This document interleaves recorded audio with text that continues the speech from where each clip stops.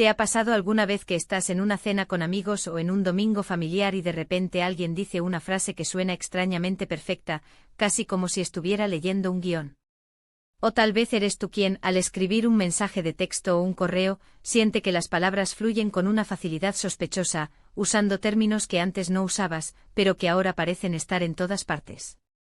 Es una sensación extraña, como si estuviéramos empezando a hablar un idioma que no es del todo nuestro, pero que se siente cómodo. Poco a poco, sin darnos cuenta, nos estamos convirtiendo en ecos de algo que no tiene voz propia.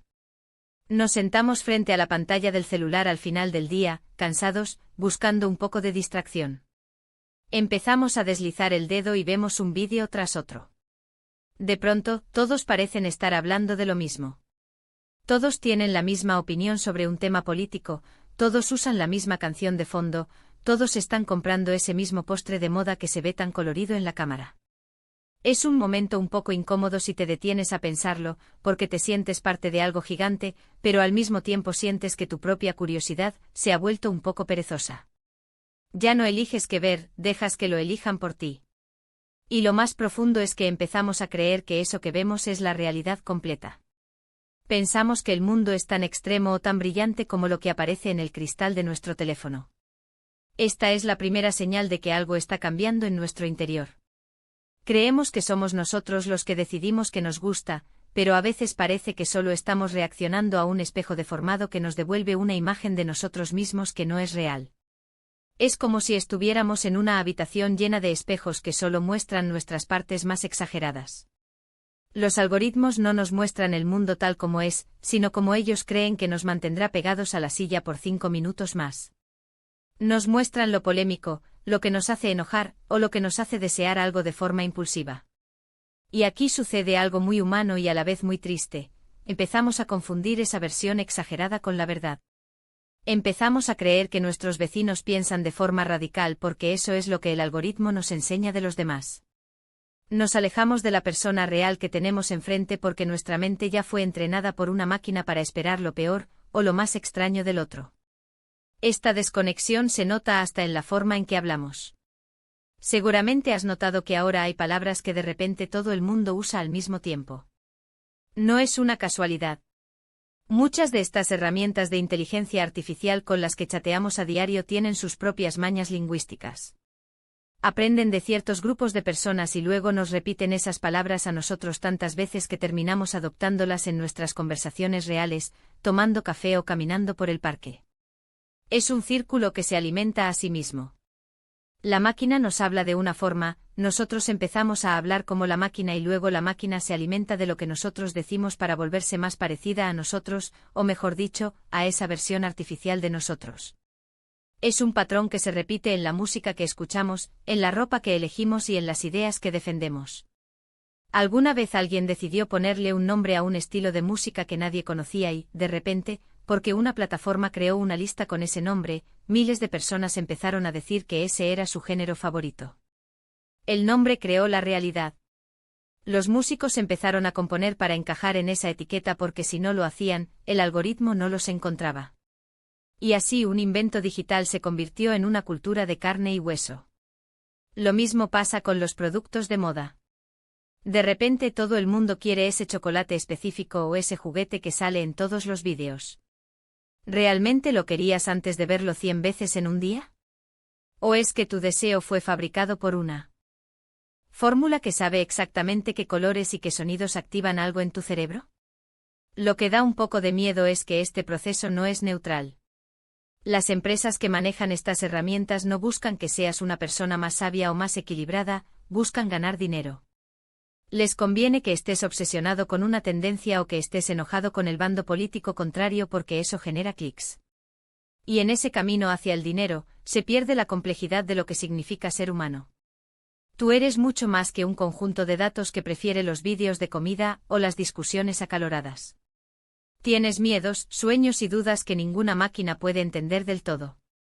Pero si dejas de alimentar esas partes complejas de ti, y solo alimentas lo que el algoritmo te pide, esas partes ricas de tu personalidad empiezan a desvanecerse. Esto afecta incluso nuestra visión de lo que es posible en el mundo. Si una herramienta de inteligencia artificial es entrenada solo con textos conservadores de una región, le hablará de forma conservadora a los jóvenes de ese lugar, limitando su imaginación sobre cómo podría ser su sociedad. Si el dueño de una plataforma decide que solo sus opiniones deben ser escuchadas, millones de personas empezarán a pensar, sin darse cuenta, que esas son las únicas opiniones válidas. Estamos siendo entrenados de forma silenciosa para alinearnos con ideologías y gustos que no nacieron de nuestra propia reflexión. Es como si nos estuvieran quitando el timón de nuestro pensamiento mientras nos distraen con luces de colores. Es un proceso lento, casi imperceptible, como el agua que desgasta una piedra día tras día. Te despiertas un día y te das cuenta de que tus opiniones sobre la economía, sobre la familia o sobre la felicidad suenan sospechosamente parecidas a lo que dice el vídeo más visto de la semana. Y te preguntas, ¿dónde quedó mi propia voz? ¿Dónde quedó mi capacidad de dudar?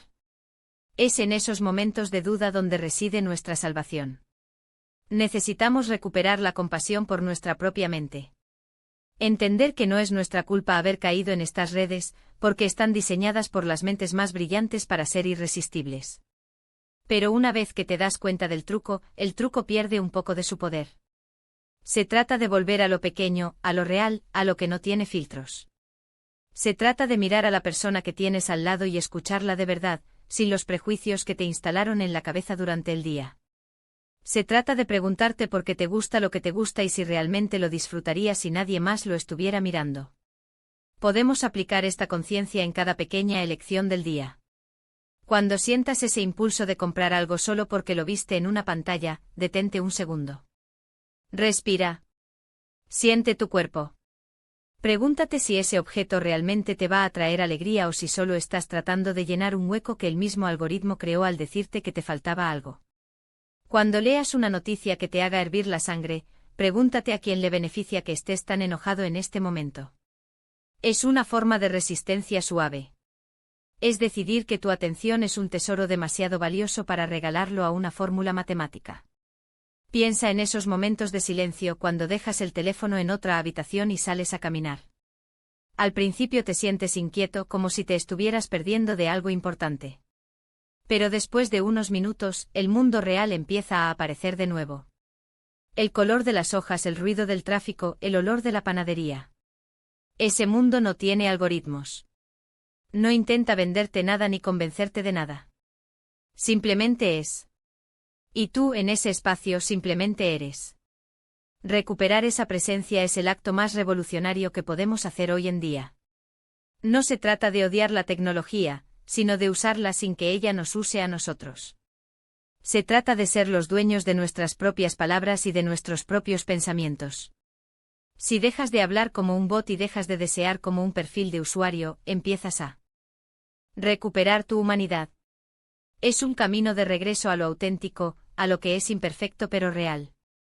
Porque al final del día, lo que nos hace humanos no es nuestra capacidad de ser eficientes o de estar a la moda, sino nuestra capacidad de sentir de forma única, de pensar por nosotros mismos y de conectar con los demás desde nuestra propia verdad, no desde una versión procesada por una máquina. A veces nos da miedo quedarnos atrás o no entender de qué habla todo el mundo, pero hay una belleza mucho más profunda en ser alguien que todavía sabe mirar el mundo con sus propios ojos. Ese niño o esa niña que fuiste, que se asombraba por las hormigas en el suelo o por la forma de las nubes, todavía vive dentro de ti y no necesita ninguna aplicación para sentirse vivo.